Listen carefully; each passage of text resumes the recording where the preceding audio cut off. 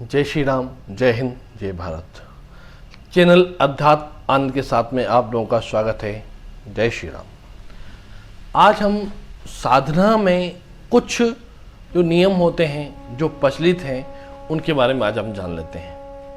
कल से फिर उस पर ये बात करेंगे कि साधना कौन कौन साधना कैसे करें और उससे लाभ हम अपने जीवन में कैसे प्राप्त करें।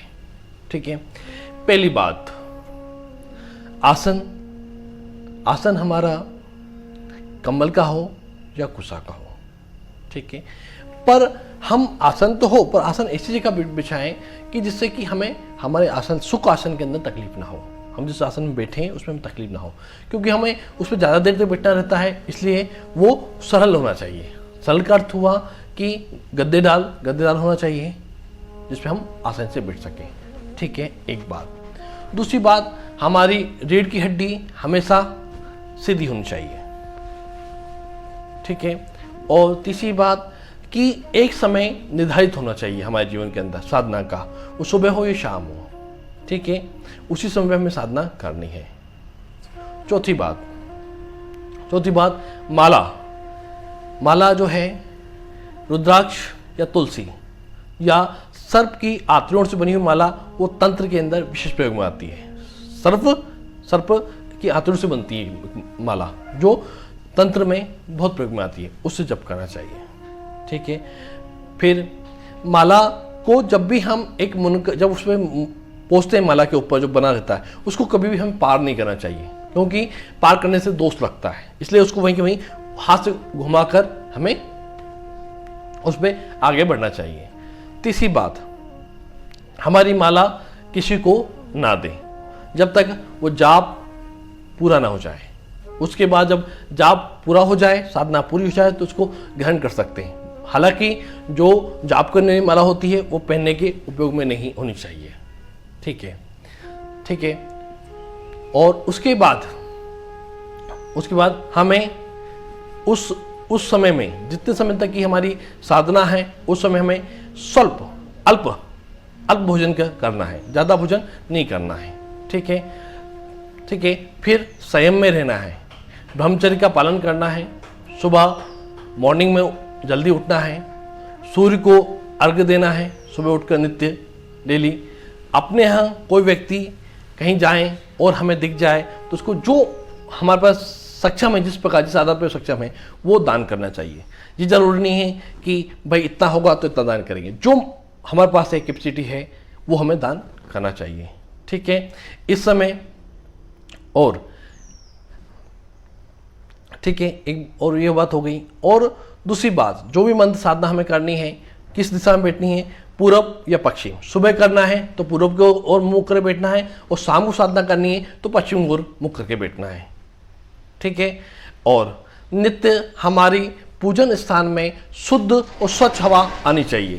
ये ध्यान रखें, जहाँ भी हम पूजा का प्रारंभ करें वहाँ शुद्ध स्वच्छ हवा होनी चाहिए, एकांत होना चाहिए। ठीक है। अटूट श्रद्धा होनी चाहिए। ठीक है। मौन रहना चाहिए। ठीक है। उपास का अर्थ ये हुआ कि भाई उस समय में हमें उस पीरियड में 21 दिन की साधना है तो 21 दिन तक ये भोजन नहीं करना है, या ये भोजन करना है, या अल्पाहार लेना है, या निराहार लेना है। वो अपने ऊपर, जैसा शरीर है आपका गवाही दे वैसा करें। ठीक है। नित्य नहाना है हमें। ठीक है। अब बाय चांस ऐसी कंडीशन बन जाती है कि हमें बार बार कहीं मलमूत्र के लिए जाना है, तो उठने के बाद वापस जब आए तो फिर उसके लिए एक माला का जाप अधिक करना है। ठीक है। और फिर दूसरी बात यह है कि हमें हमेशा हमारे गुरु के सानिध्य में रहकर ही जप मंत्र साधना करनी चाहिए, क्योंकि वो अनुभवी होते हैं, उनका अनुभव बहुत गहरा होता है। ठीक है। और उस समय अधिक वार्तालाप नहीं करना चाहिए, कम से कम बोलें, मौन रहें। ठीक है। और इसके बाद हमें हमारी सांसों पर विशेष ध्यान देना है। जब भी हम जप करें तो सांसों पर ध्यान दें कि वो सांस कहाँ जा रही, कहाँ आ रही है। और जो फिर अर्थ चिंतन, मैंने बताया पीछे, अर्थ चिंतन मतलब जो भी मंत्र का हम जप कर रहे हैं उसी देवी देवता का हमें पूर्णतः चिंतन हमेशा चलते रहना चाहिए हमारे मन के अंदर।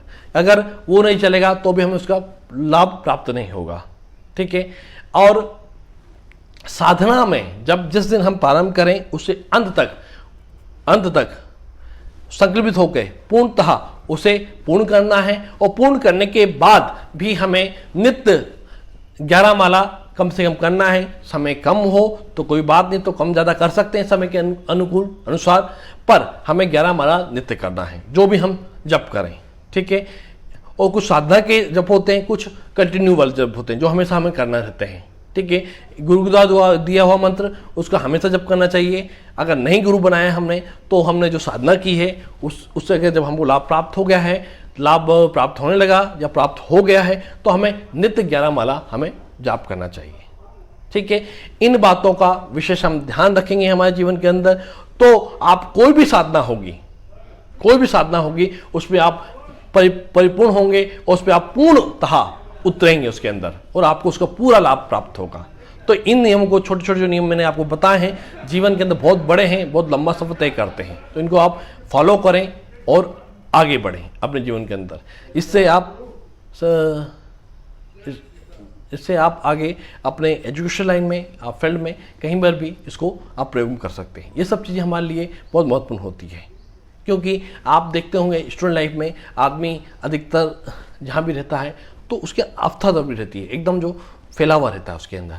ठीक है। तो उसको ध्यान रखें हम कि हमें संयमित रहना है। संयमित रहने के साथ साथ हमें बिल्कुल एकाग्रता के साथ उस मंत्र को, उस किसी भी साधना को कि जहाँ पर हमको उतरना है उसे पूर्णतः हमारे अंगीकार करना है। ठीक है। इन साधना से करने पे इन सब चीज़ों को आप फॉलो करें। उसके बाद अगर आपको उस साधना में पूर्णतः फल प्राप्त अगर नहीं हो रहा है तो नीचे कमेंट करें। जय श्री राम।